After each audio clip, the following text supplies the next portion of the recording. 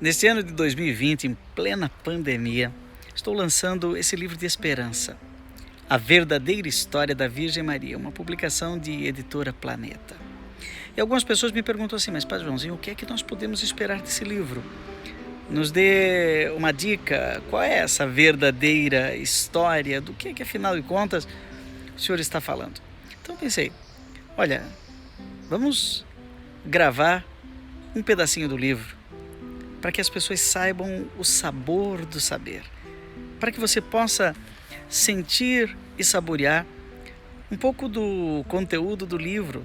Depois você pede aí na sua casa, pela internet, já está disponível nos melhores sites, nas melhores livrarias, mas eu vou ler para você o primeiro capítulo, O Enigma da Imagem.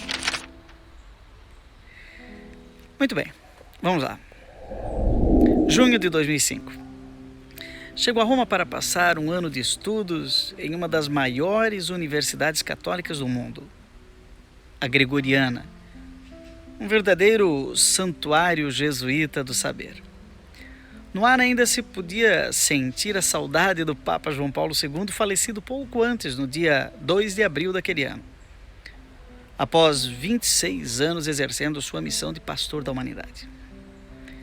Em seu sepultamento, o povo gritava na Praça de São Pedro: Santo súbito, que seja canonizado imediatamente. Foi o terceiro pontificado mais longo da história, menor em relação ao do apóstolo Pedro e ao do Papa Pio IX, que permaneceu pontífice por 32 anos. João Paulo II começava a sua missão exatamente 100 anos após a morte de Pio IX e assumiu como lema uma verdadeira consagração mariana. Totus tuus, Maria, todo teu, Maria. Agora o mundo tentava se acostumar com um papa tímido, que não tinha nada do carisma popular do seu predecessor, mas que era um vulcão de sabedoria teológica. O cardeal alemão Joseph Aloysius Ratzinger. Ele foi eleito no dia 19 de abril em um dos conclaves mais rápidos da história, em apenas 22 horas. A fumaça branca que anuncia a eleição do novo Papa invadiu o céu de Roma às 17h50. Habemus Papam. O mundo o conheceria pelo nome de Bento XVI. Enquanto eu aprendia as primeiras frases completas em italiano, aproveitava para conhecer um pouco daquele verdadeiro museu a céu aberto que é Roma. Naquela manhã, acordei bem cedo e cheguei antes de todos na capela do nosso Colégio Internacional, onde vivia com mais de 50 sacerdotes do Sagrado Coração de Jesus, conhecidos como deonianos, devido ao seu fundador, o francês Léon Deon. Após a costumeira oração matinal e a missa, fiz um rápido café da manhã, o tradicional modo italiano, cornetto e cappuccino, que nada mais é do que um croissant com uma xícara de café com leite. Estava especialmente ansioso naquele dia, porque eu deveria me apresentar na universidade para fazer a entrevista de ingresso no doutorado em teologia espiritual. Olha, eu havia treinado o que deveria dizer em italiano ao decano do Instituto de Espiritualidade. Era meu primeiro voo solitário fora da terra natal. Desci a colina do Colégio Internacional, andei alguns metros na Avenida Leão 13 e aguardei o ônibus 916 na Praça Pio XI. Tudo era muito novo para mim. O ônibus desceu a Avenida Gregório VII e em minutos colocou-me perante a famosa cúpula da Basílica de São Pedro, do Vaticano. Meu coração batia um pouco mais rápido. Eu estava exatamente no coração da igreja. Entramos então na Avenida Vittorio Emanuele e chegamos por fim à Piazza Argentina. Nada daquilo fazia muito sentido. Os nomes das avenidas eram estranhos. E eu não conseguia compreender por que deixar aquelas colunas e ruínas sem nenhum tipo de restauração, habitadas por uma legião de gatos. Não podia imaginar que ali permanecia respirando um dos núcleos urbanos mais importantes da Roma Antiga. Não conseguia perceber o lugar bem ao lado onde teria sido o Senado Romano, em cujas escadarias 100 anos antes de Cristo foi apunhalado e morto o imperador Júlio César, traído pelos senadores e até por seu filho Marcos Brutus. Os conhecedores desses fatos ainda hoje parecem ouvir o grito do imperador: "Até tu, Brutus, meu filho." Clamores de sangue jamais se calam.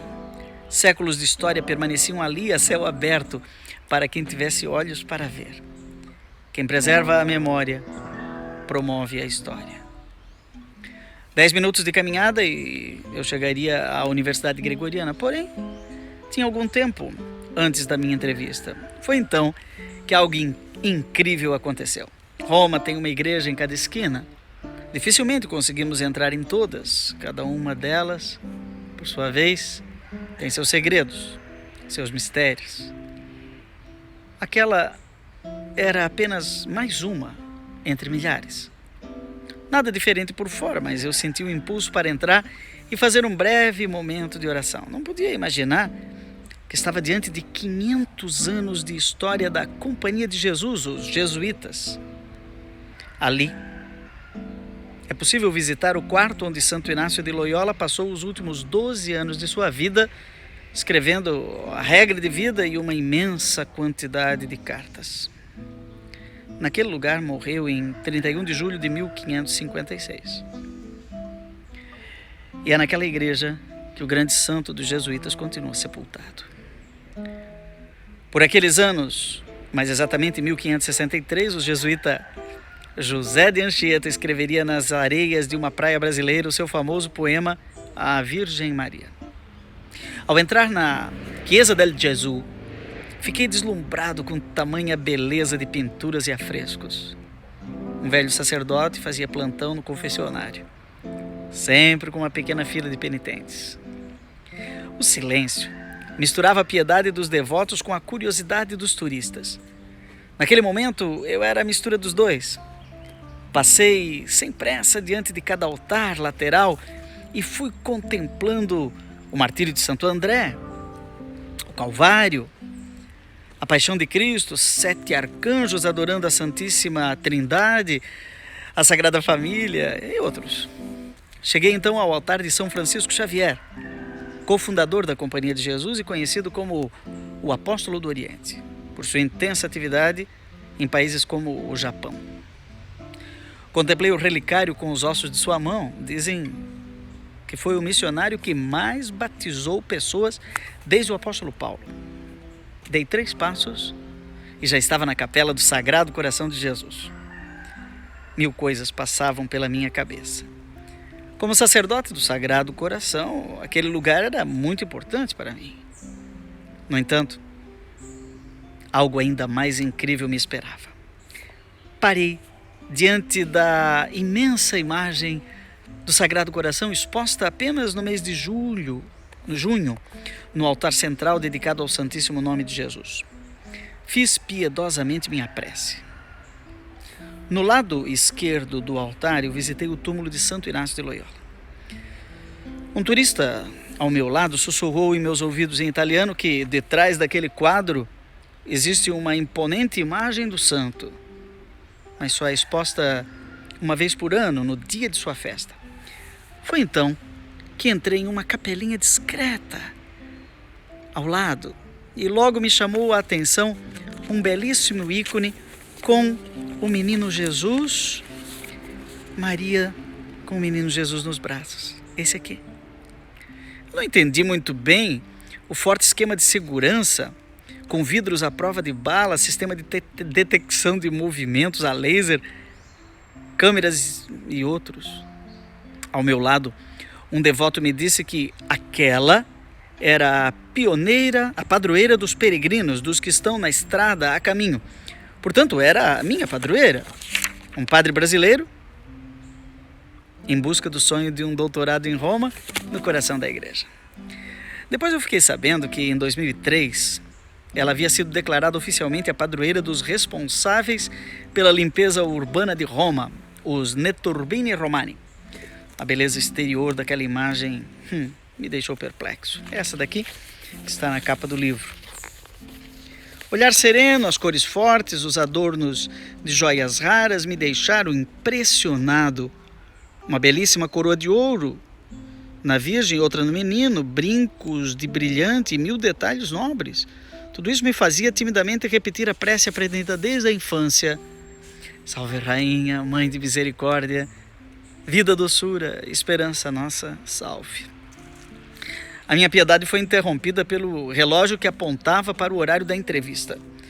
Apressei o passo e deixei um pedaço do meu coração naquela capela dedicada a Madonna della Strada. Fui aceito no doutorado. E a partir daquele dia o percurso tornou-se rotineiro. Sempre que possível passava pela capelinha da minha madrinha para fazer uma prece de peregrino devoto. E acabei conhecendo o velho sacristão daquela igreja que me revelou detalhes curiosos da imagem. Ele disse que ela era do tempo de Santo Inácio. Antigamente, naquele lugar havia uma pequena capela da família Stali. Sua origem se perdia no tempo e, segundo alguns historiadores, poderia remontar ao século V. Sua posição era estratégica. Ficava na encruzilhada de várias estradas que levavam peregrinos de todos os lugares do mundo a Roma para receber ali a bênção do Papa. O afresco de Maria, feito em gesso, poderia ser dos séculos XIII ou XIV. Estava na parede externa da igreja e saudava os romeiros que chegavam. Por isso que ela ficou conhecida como Madonna della Strada, Nossa Senhora do Caminho, Nossa Senhora da Estrada. Essa igreja foi confiada a Santo Inácio pelo Papa Paulo III, em 1540, e ali os primeiros padres jesuítas celebravam, davam catequese. É o berço dessa grande congregação religiosa. No final de 1550, Santo Inácio resolveu construir uma imensa igreja naquele lugar. Uma série de dificuldades sempre impediu o avanço daquela obra. Em 1554, o projeto chegou a ser confiado a Michelangelo, mas apenas em 1568, 12 anos após a morte de Inácio de Loyola, foi realmente colocada a primeira pedra do que seria a Chiesa del Gesù. Em 1575, o afresco da Madonna della Strada foi transferido para o interno da igreja, na capela em que eu conheci naquele dia. Naquele lugar, os antigos jesuítas costumavam professar seus votos religiosos. Visitar a capela da Madonna della Strada tornou-se para mim uma devoção pessoal. Fui deixando de lado a curiosidade histórica, artística e chegando ao coração da menina de Nazaré, que sempre aponta para seu filho. Ele é a verdadeira estrada, que nos leva para a verdade e para a vida. Entramos no ano de 2006 e a devoção foi ficando cada vez mais intensa, mas um dia, ao chegar à mesma igreja para fazer minha costumeira prece, fui surpreendido por um imenso vazio. O vidro estava aberto e todo o sistema de segurança estava desligado. Meu coração quase saiu pela boca. A primeira coisa em que pensei foi em roubo de arte sacra. Corri para a sacristia, encontrei meu amigo, o paciente sacristão, que estava lá cumprindo sua rotina calmamente. Eu quase não conseguia articular meu tosco italiano de principiante. Cosa successo? O que aconteceu? E ele respondeu: calma, padre. Levaram o ícone da Madonna della Strada para a restauração. Acabaram de restaurar o antigo crucifixo e agora chegou a vez da imagem da Virgem. Eu senti-me órfão. A capela vazia provocava certa dor em minha alma. Quanto tempo iria demorar a restauração? Não sei ao certo quanto tempo permaneci ali. Um misto de êxtase, sono e distração tomou conta de mim.